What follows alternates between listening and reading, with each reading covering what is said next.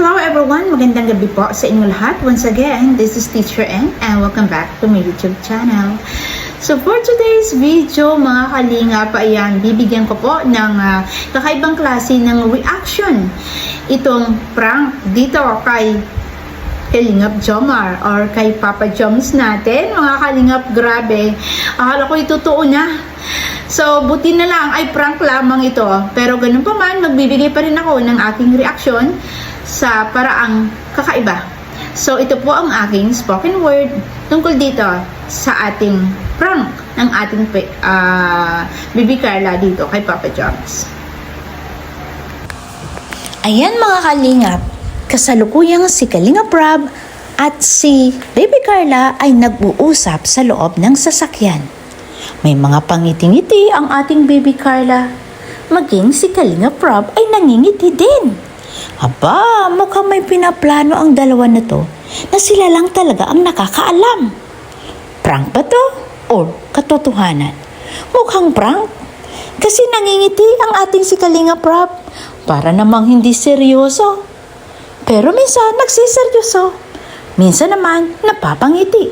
Maging si Baby Carla. Kaya tayo na nanunood na pag-iisip tayo. Prank nga ba ang pagwawakas ng tambalang Jomcar? Alamin po natin yan sa videong ito, mga kalingap. So ayan, kita naman ninyo ang ngiti ni Kalingap Rob at ang ngiti ng ating si Baby Carla. Isang halimbawa ng hindi totoo, bagos ay isang paprank.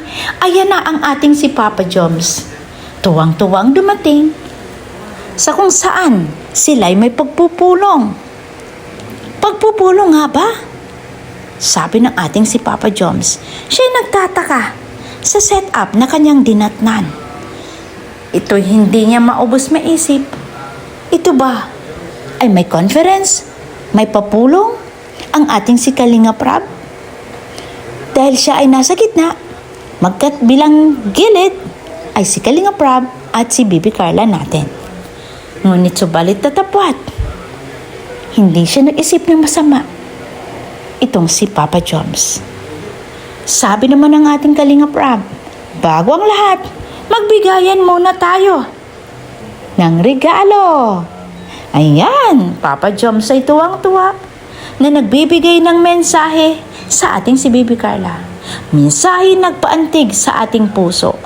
Mensaheng nagpapatotoo na talagang mahal niya ang ating si Baby Carla. Habang binubuksan ni Papa Joms ang kanyang regalo, abay siya'y napasubmit. Mukhang galit ata ang tindera. Abay pinuno ba naman ng staple wire ang paper bag? Dahan-dahan ka, Baby Carla, at baka ikay masugatan ng mga staple wire sa paper bag. Sobrang mapagmahal talaga ang ating si Papa Joms. Ayaw niyang masugatan ang kanyang minamahal na si Baby Carla. Dumako naman tayo dito sa pagbibigay ng regalo ng ating si Baby Carla kay Papa Joms. Una-unang hiyang-hiya talaga itong si Baby Carla. Dahil baka daw isipin ng ating si Papa Joms ang ibig niyang sabihin, mabaho itong si Papa Joms dahil sa kanyang regalong pabango. Ganun pa man, Baby Carla, ikay aming nauunawaan dyan. Ang ibig mo lang yan sabihin, gusto mo lang mapanatiling mabango si Papa Joms natin. Ano naman kaya ang regalo ni Papa Joms dito kay Baby Carla? Aba naku naman, isang orasan. Bakit kaya orasan, mga kalingap? Napakaganda po ng ibig sabihin noon. Dahil tiho ba ang orasan ay may mga kamay na umiikot, hindi tumitigil sa pag-inog katulad ng mundo. Mundo ni Papa Joms. Kapag siya'y iniwan ng ating si Baby Carla, titigil ang pag-inog nito. Kaya, relos ang ibinigay ng ating si Papa Joms dito kay Baby Carla. Isang katunayan na titigil ang pag-ikot ng kanyang mundo kapag siya'y iniwan ng ating si Baby Carla. Nakaka-touch naman mga kalingap, di ba?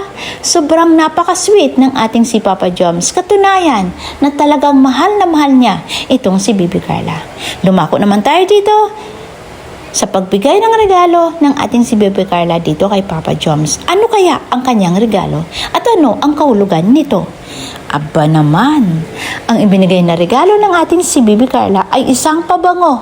At siya'y tuwang-tuwa na parang kinikilig, na parang bang nahihiya.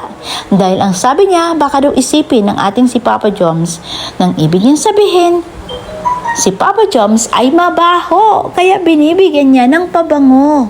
Pero hindi po yon ang kahulugan nito. Binibigyan niya ng pabango para manatiling mabango ang kanyang minamahal na si Papa Joms. Okay, ayan mga kalingap, grabe.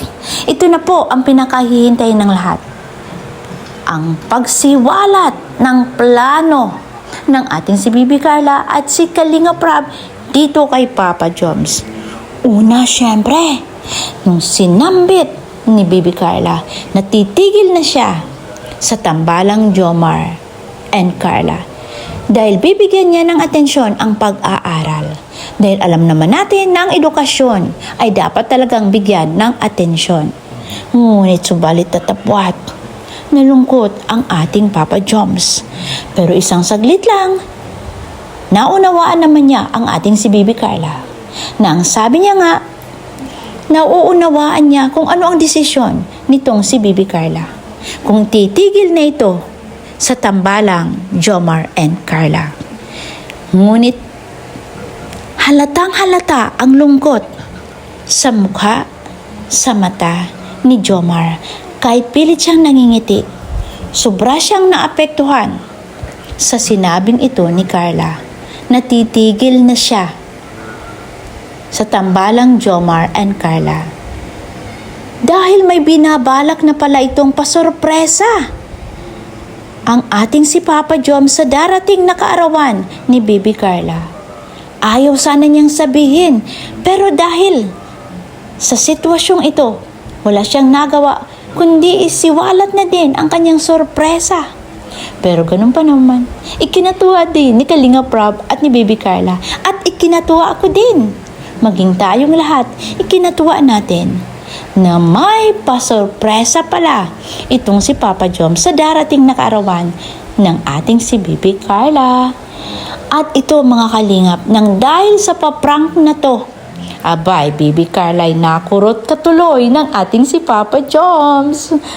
Ayan, nakikita natin na grabe yung tuwa nila na yun pala ay isang prank lamang.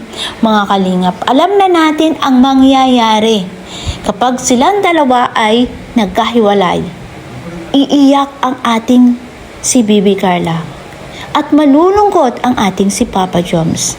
Ibig sabihin, mahal talaga nila ang bawat isa. Hindi man nila aminin. Sabi nga ng ating si Baby Carla, what you see is what you get. What will you get is what you see. Ayun mga kalingap, kung ano ang nakikita natin sa kanilang dalawa, sa kanilang mga kilos, sa kanilang mga salita, yun na, inamin na nila na sila na nga. Yan ay aking opinyon, yan ay aking konklusyon base doon sa sinabi ng ating si Baby Carla. What you see is what you get. Napakaganda ng sinabing yun ni Carla. Kaya mga kalingap, suportahan po natin ang tambalang Jomar and Carla. Just like Edsy, Jomcar is real. Mga kalingap, wag po natin kalilimutang suportahan lahat ng programa ng Team Kalingap. Suportahan po natin si Kuya Val, si Kalinga Prab at si Ate Edna bago po ang lahat. Suportahan din po natin lahat ng mga Kalingap Angels, lahat ng mga love teams, wala po tayong dapat napiliin. Lahat po ng mga reactors, suportahan din po natin. Lahat po ng mga ambassadors, deputy, suportahan din po natin at lahat po ng mga charity vloggers ng Team Kalingap. Sabi nga, one Kalingap, one family. Maghilahan po tayo pataas, huwag po tayo maghilahan pababa. Hanggang dito na lamang. And this is Teacher N. saying bye and God bless everyone and advance Happy New Year to each and every one of us. Bye-bye and God bless everyone.